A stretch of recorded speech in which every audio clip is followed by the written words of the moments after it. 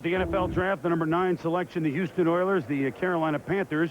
If you're just tuning in, selected Timbe Akabatuka, who had 300-plus yards in Michigan's huge win over Ohio State that sent Northwestern ultimately to the Rose Bowl. Carolina's hoping that he can have that sort of production, or even half of that, in some of their games this coming year, their second year in the NFL. Let's go down to Panthers headquarters and join our Tom Jackson with an obviously thrilled, I would think, General Manager Bill Polian. Tommy? Well, Chris, I'm here with the gentleman who pulled the trigger, Bill Polian, and head coach Dom Capers, and I guess sometimes it falls the way you want it to fall. I wouldn't have predicted it. We thought there was about a 1 in 100 chance Timmy would get to us. He was our guy, and we're just thrilled that he did. Bill, what was so appealing about Akabatuka to you? Why did he rise up that draft board the last 2 months before the draft? Acceleration in the hole, the ability to make people miss, long-distance speed, and toughness. Any question about his toughness? None. Do you think that this guy, Coach Capers, can be impact right now? Do you put him on the field as soon as he gets here? There's no question in my mind that Timmy can be an impact player for us. I think he has a combination of the size and the speed, and he set a record for the number of carries this year, so I don't know how you could question his toughness. And he looks so small, but a little bit bigger than what you think when you see him. I think he was one of the best combination size, speed guys, and with the ability to make people miss, and he was productive, gaining over 1,800 yards. Let's go back to Chris Myers in Dallas. All right, thank you very much, Tom. The Oilers, of course, on the clock, and they have just one running back on their roster, Rodney Thomas, and Jeff Fisher, the head coach, concerned about him catching the ball. Eddie George is the player that the Oilers liked 2 weeks ago. Jeff Fisher worked him out. He ran 3.40s and ran a 4.47, averaging that across the board. However, Houston thinks they can still get Eddie George trade out of the 9 spot to the 12 spot. Follow me on this one. Tampa is trying to get up in that spot. They're offering Houston, or at least discussing, a second-round pick. Tampa would like to get ahead of Cincinnati to draft Willie Anderson, the offensive lineman out of Auburn. The only concern the Oilers have with the deal is what the Saints do in between. Would the Saints take Eddie George and spoil the fun for Jeff Fisher and the Oilers? The Saints are considering Eddie George, also Ricky Dudley, the big tight end, but the priority in New Orleans is defense, so they'll be watching to see if Tampa and Houston pull the trigger on the deal as the Oilers eye Eddie George. Let's go back now to Chris Berman in New York. All right, Chris, we did think that, and you correctly pointed out, that the number 9 and the 10 hole were key spots here, just as you pointed, because Willie Anderson is the next tackle there, and I think George will be there at number 12 for Houston. Is this the guy for them? It absolutely is, Chris. But again, you're rolling a little bit of the dice here. Does Jeff Fisher want to pull the trigger at this spot? I personally think he can't play games too much. Ricky Dudley's become a very hot property. People want to get up there. As Chris Myers mentioned, Willie Anderson is another one people want. I think if you've got Eddie George, take him right now unless you get what you want. The Oilers really don't have much depth at running back. Look at Rodney Thomas. 947 yards, yeah, that's good, but 8 fumbles, that's got to be a concern. Marion Butts, probably at the end of his career. Eddie George would be a perfect fit.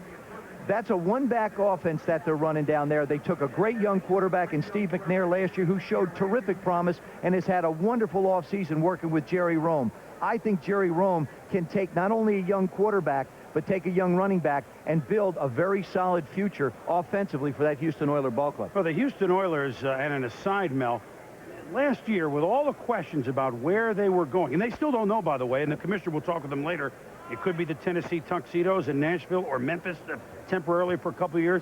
It could be the Houston Oilers. That's still up in the air. But this was a team that, unlike Cleveland, which was moving, unlike the Rams under a Chuck Knox was moving, they won games. They played well under Fisher. They've got a lot of fire there. Yep. Do you like George to the Oilers? Oh, I like George. I think he's a great football player. He can do it all. He's a big kid. He can catch the ball, and he can block. I think in terms of doing everything you want a big back to do, he can get the job done. I think he brings a lot of like that Marcus Allen type all-around skills to the table. You look at Eddie George, I think he'll be a steal at this point. Leland McElroy is dropping a little bit because he wasn't as productive this season as people hoped he would be. Kareem Abdul-Jabbar, I think, is an underrated player. People don't like his size or his lack of breakaway speed. All he does is get a lot of yards, very creative between the tackles. Will get you that yards between the 5 and 10 yard range. But I really like Eddie George. I think when you get down to this 9th, 12th spot, Joe, I tell you, he can do it all. That's why I liked him better than Phillips at St. Louis. Well, knowing Jerry Rome as I have, I think one of the great things for Eddie George is you can look at him like possibly a John Riggins was for the Washington Redskins in a one-back system. Carry the ball a lot. And he's the guy that we want to control the end of the game with. Eddie George has that ability. His size and his power allows that to happen. We think he's the man, but the question is, will they roll the dice and make the trade? We may have the first trade card of the afternoon. Let's go to the podium. With the 9th pick in the first round, the Houston Oilers have concluded a trade with the Oakland Raiders. Ooh. We know what this is. Yeah, Dudley. The Raiders obtain the Oilers' selection in the first round, which is this pick that's on the board now. And the Oilers obtain the Raiders' first-round pick, which is the 17th choice, the Raiders' second-round pick, which is the 48th choice, and the Raiders' fourth-round pick, which is the 109th choice in this draft. So the Raiders are now on the clock.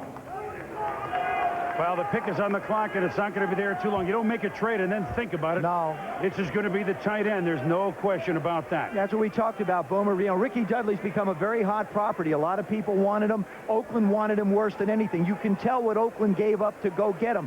I think this is a good move. Jeff Fisher's only in his second year down there. He's just building a ball club. When you're a young coach, draft choices become very viable. I still think Eddie George could wind up very easily in a Houston Oilers uniform.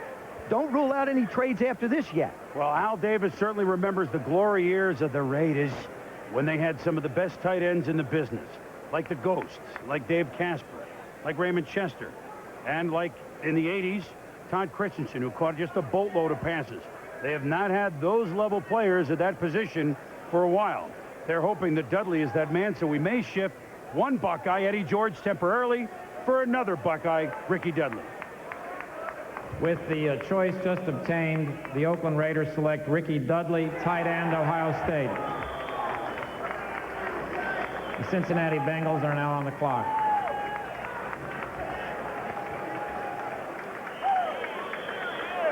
So Ricky Dudley goes to the Oakland Raiders, and as far as tight ends coming out, the highest, I did a little research on this one.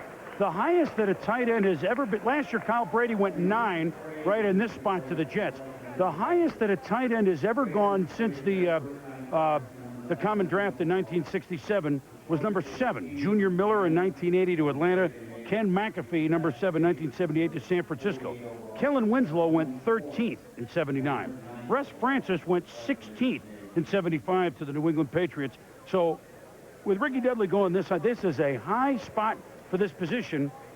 But like I say, with Winslow and Francis, guys coming lower in the draft, he's a unique player and really a game breaker who's like Charles Barkley playing basketball, playing a tight end. We really don't know what he can be like playing 2 or 3 or 4 straight years of football yet. I'll tell you, Chris, he really came on as a senior. Of course, he was a basketball player at Ohio State, then developed this year into a tremendous football player at the tight end position. Tremendous agility and quickness for a 6'6 and a quarter, 250-pounder. His inline blocking also improved dramatically as the year progressed. And I think when you look at Ricky Dudley catching the football, he brings back memories of Kellen Winslow. Certainly for the Raiders, when you look at what Ray Chester and Todd Christensen did, and Dave Casper in a Raider uniform, that's what he's going to have to produce. The Raiders haven't addressed this position in the last 4 years. The last tight end they drafted was in the 10th round, Andrew Glover. And Glover and, of course, Cash did not get the job done. When you look at Oakland last year, you look at the wide receiver position, Timmy Brown's going to get the job done regardless who the tight end is. But Rocket Ishmael and Jet slumped a little bit. They need a tight end for Hostetler, who likes those short intermediate routes. And I think Dudley is a great pick here. The Raiders were aggressive. They moved up, and I think this is exactly what this football team needs to get over the hump, Joe. I totally agree with you, Mel. I think that Dudley gives them an alternative receiver. You still have the speed outside to scare people, and you need that, whether it's a vertical passing game or whether you're just going to throw the football down the field. Jeff Hostetler took an unbelievable beating, and the important thing is that this kid is more than a basketball player. He is a true football player. Take a look at these numbers. 469 yards, 14 yards of reception, 6 touchdowns. That's an area where the Raiders really need to get production out of their tight end, down around the goal line. They averaged 13.3 points a game and 7.5 in rebounds. I mean, boom. Imagine when they play a pickup game and when the Raiders' off-season basketball team travels around. They're going to be tough to beat right now. Supposing they throw a Hail Mary and you're going up for a rebound. I'm one of those guys. Here's my man. I like the Raiders' chances. Here's my man. The Raiders have called us and said that even though there was lots of talk around the league, not just that we mentioned it today, but we had heard it from other teams this week, they vehemently deny that Chester McLaughlin, their Pro Bowl defensive tackle, and who is simply as good as anybody in the game at that position right now, they say there's no way that he is on the block, so we wanted to get that out there. So now Dudley is a member of the Raiders, and you're right, that basketball team will look awfully good. Here's Cincinnati's spot, and we think it's Willie Anderson, the tackle. We'll be back to find out. Cincinnati is on the clock. Last year they had the #1 pick with Kajana